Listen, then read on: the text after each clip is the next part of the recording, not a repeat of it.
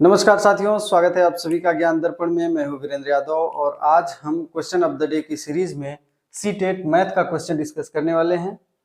इस क्वेश्चन में हम जो कॉन्सेप्ट यूज होंगे उन कॉन्सेप्ट को भी देखेंगे। तो क्वेश्चन क्या कहता है, यदि संख्या 134x58y 72 से पूर्णतया विभाज्य हो तो 2x + y का मान क्या होगा। अब देखिए, इस क्वेश्चन को सॉल्व करने के लिए आपको जो डिविजिबिलिटी रूल होता है उसकी जानकारी होनी चाहिए। तो बिना उसके इस क्वेश्चन को सॉल्व करना थोड़ा मुश्किल हो जाएगा। तो देखिए क्या कहते हैं कि 134x58y में हमें x और y की वैल्यू सबसे पहले पता करनी होगी, और x और y की वैल्यू पता हो गई तो फिर हम 2x + y की वैल्यू आसानी से निकाल सकते हैं। तो देखिए किस तरीके से इसको अप्रोच करेंगे। हम ये जानते हैं, क्वेश्चन में ये बोला गया है कि ये जो संख्या है वो 72 से पूर्णतया विभाज्य है। तो 72 से पूर्णतया विभाज्य है, इसका मतलब कि 72 से ये पूरा का पूरा कट जाएगा। तो देखिए 72 के साथ हम क्या कर सकते हैं कि 72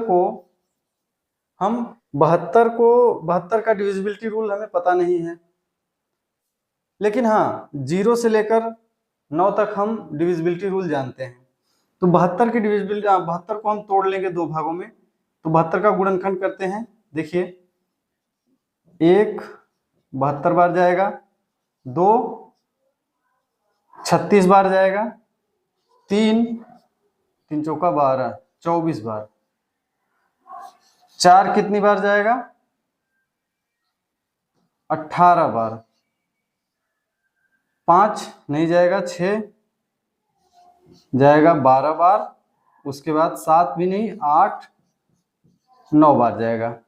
8 9 72 होता है, 12 6 72 होता है, 18 चौक 72 होता है, 24 3 72, 36 9 72 और 72 1 का 72 होता है। तो देखिए अब इतने सारे गुणनखंड हैं इसके, तो इसमें से हमें कौन से गुणनखंड लेना है। तो इसके लिए आप देखिए उन दो वैल्यू को चूज कीजिए जिनमें कोई आपस में कॉमन मल्टीपल ना हो। इसका तो कोई मतलब नहीं बनता। तो 2 में 36 इसमें भी, 2 इसमें भी है, 2 इसमें भी है, 3 और 24 फिर भी, 4 और 18 इसमें भी नहीं, 6 और 12 इसमें भी नहीं, तो बचा केवल 8 और 9। तो 8 और 9 को हम ले लेंगे। इसमें हमें 8 का डिविजिबिलिटी रूल और 9 का डिविजिबिलिटी रूल ये दोनों हमें पता है। तो देखिए 8 का डिविजिबिलिटी रूल क्या कहता है कि जो भी संख्या है, जिस भी संख्या को आप 8 से डिवाइड करना चाह रहे हैं, उस संख्या का लास्ट के 3 डिजिट आप यूज लीजिए, और अगर वो संख्या का लास्ट का 3 डिजिट डिवाइड हो जा रहा है 8 से, तो वो पूरी की पूरी संख्या भी कट जाएगी। तो हम यहाँ पर केवल 3 संख्या लेंगे, 58y 58y डिवाइड बाई 8। अब हमें ये तो पता है कि ये संख्या पूरी तरीके से विभाज्य है 72 से। तो 72 से विभाज्य, इसका मतलब ये है कि 72 के जितने भी गुणनखंड होंगे उन सभी से भी ये संख्या पूरी तरीके से विभाज्य होगी। तो मतलब 8 से भी विभाज्य है। तो 8 से विभाज्य है तो इसका मतलब ये 8 से पूरा का पूरा कट जाना चाहिए। तो इसको अगर हम काट के देखें तो कितनी बार जाएगा, 8 अट्ठाई 64, 8 सत्ते 56, 8 सत्ते 56, 7 हो गया, 7 बार गया, बचा 2 और ये y। अब यहाँ पर 2 जो बचा है ये 7 बार जाएगा, तो बचेगा कितना इसमें से 2 और y। अभी देखिए 2 के साथ y की क्या वैल्यू होनी चाहिए जिससे कि 8 से पूरा पूरा कट जाए। तो अगर हम देखें तो 8 का अगर आप पहाड़ा पढ़ो तो देखो 8 दूना 16, 8 तिया 24, मतलब अगर ये y की वैल्यू 4 होती तो ये पूरा का पूरा कट जाएगा। और ये हमें पता है कि 8 का मल्टीपल 72 8 का मल्टीपल है, और ये संख्या पूरी की पूरी 72 से कट जा रही है। इसका मतलब ये y की वैल्यू क्या है यहाँ पे 4। तो यहाँ से हमको इस एक रिलेशन से पता चल गया कि y की वैल्यू 4 है।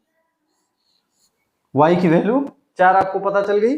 अब हम 9 का डिविजिबिलिटी रूल देख लेते हैं। तो 9 का डिविजिबिलिटी रूल क्या कहता है कि जिस भी संख्या को आप 9 से काटना चाह रहे हैं, उस संख्या का जो डिजिट है, उन डिजिट का जो सम है वो 9 से कट जाना चाहिए या फिर 9 आना चाहिए। तो इन संख्या का अगर हम देखें तो y की वैल्यू हमें पता चल गई, तो नई संख्या क्या मिल गई हमें 134। y की जगह हम यहाँ पर अब क्या रख दें, 4 रख दें। अब हम देखें कि ये जो पूरी की पूरी संख्या है ये 9 से भी डिवाइड हो जाएगी। तो 9 से डिवाइड होने के लिए इसका जो डिजिटल सम है वो या तो 9 आना चाहिए या फिर 9 का मल्टीपल होना चाहिए। तो इसको जोड़ लेते हैं, 3 1 4, 4 4 8, 8 और 5 13, 13 4 13 और 8 21, 21 और 4 25। अभी यहाँ पे देखिए ये आया कितना 25 प्लस बचा कितना है ये x, 25 प्लस x। अब आप ये सोचो कि 25 में ऐसा क्या जोड़ दें कि वो 9 से डिवाइड हो जाए। तो 25 में अगर आप 2 और जोड़ दें तो ये हो जाएगा कितना 27, और 27 9 से कट जाएगा। और आपको ये पता है कि ये 9 से पूरी की पूरा कटना है, तो x की वैल्यू क्या होनी चाहिए, 2 ही होनी चाहिए।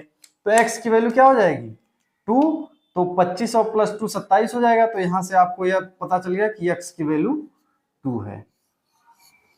अब x की वैल्यू पता चल गई और y की वैल्यू पता चल गई, तो आप बहुत ही आसानी से 2x प्लस y की वैल्यू निकाल सकते हैं। और वो कितना हो जाएगा 2x plus y, 2 into 2 plus 4, तो इसकी वैल्यू आ गई 8।